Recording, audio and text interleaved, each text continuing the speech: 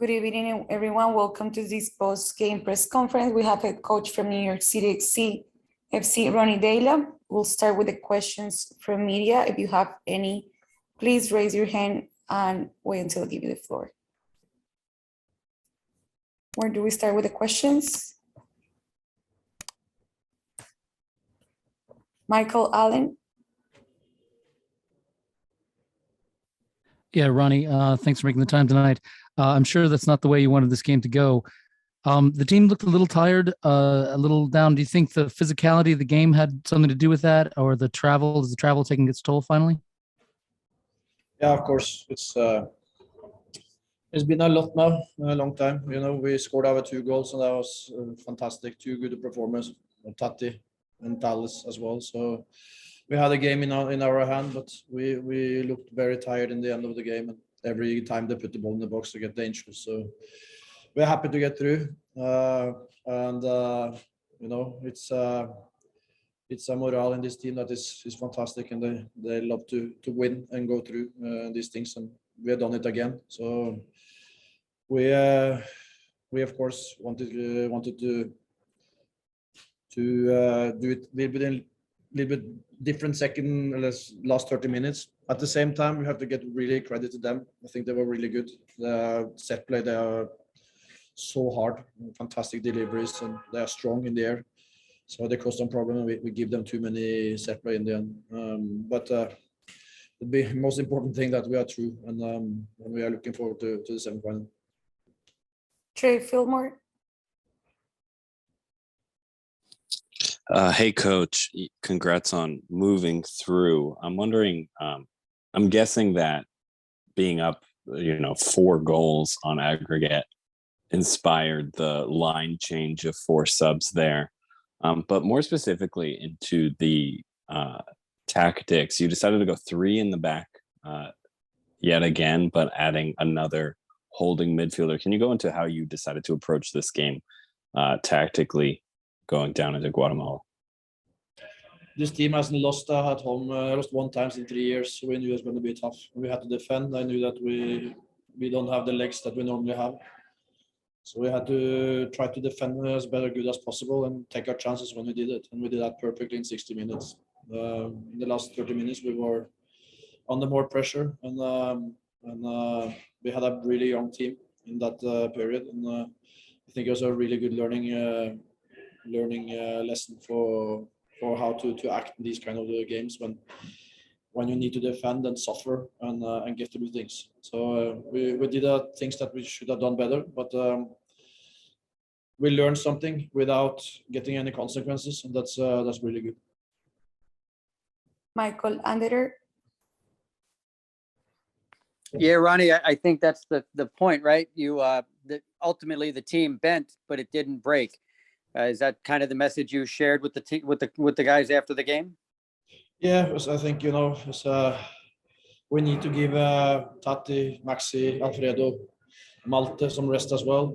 I think it was the time to do it when we were 2-1 up. They had to score 4 goals, and it ended well. At the same time, we didn't want to have that last half an hour, but at the same time, as I said to the player, it's a fantastic learning experience to travel the things all that we have done, playing all the games, and then come to these kind of places when the grass is very high and sticky, no water on the pitch, and you have to fight, and then you have to get out your shell. You can't hide them, and then you get trouble, and that's what we did in the end.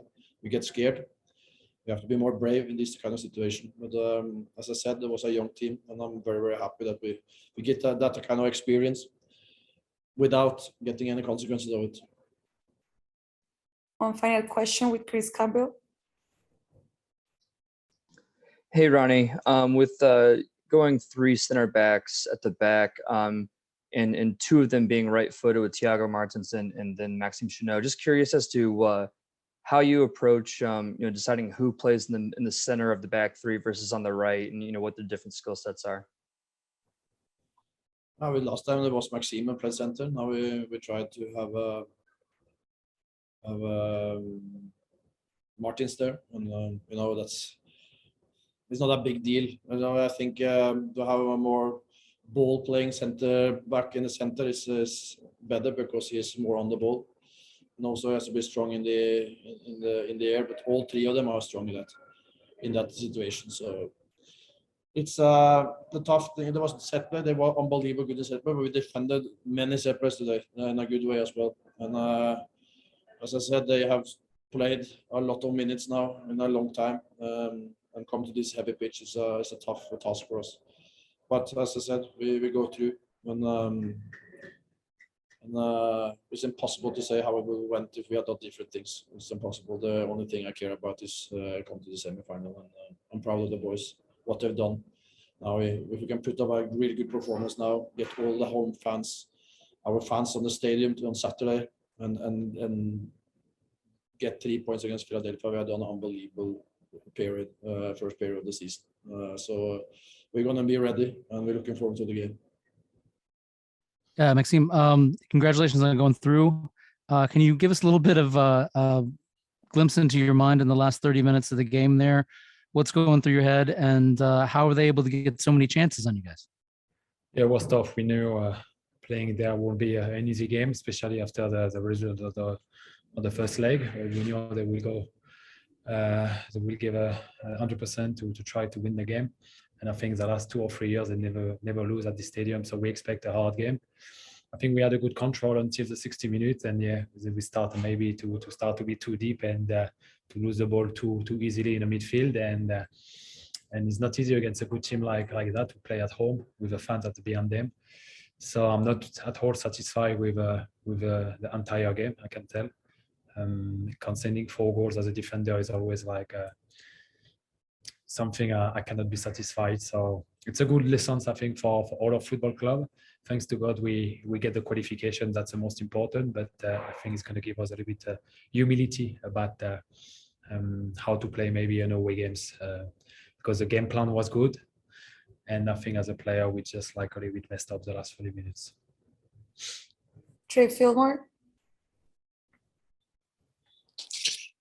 Hey, Maxime, congratulations on the qualification. I'm wondering how for you dealing now rotating between playing 4 in the back and 3 in the back and playing with Thiago. Is there any kind of learning period that needs to go on? Is it something that you think you'll get stronger at as the season goes? Was there any kind of inclination that there was any problems in this match going into it?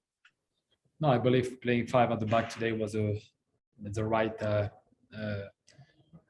decision. Don't forget we concede the goal on the set pieces and not like on the open play. So we can play at 2 at the back, 3 at the back, 6 at the back. I mean, set pieces is set pieces. You know, I think 3 of our goals we concede was from set pieces. So obviously it takes time to understand each other, how we play, you know, as the defenders. But I think we have to also remember what happened the first leg when we play a good first 60 minutes together, all together, 3 at the back.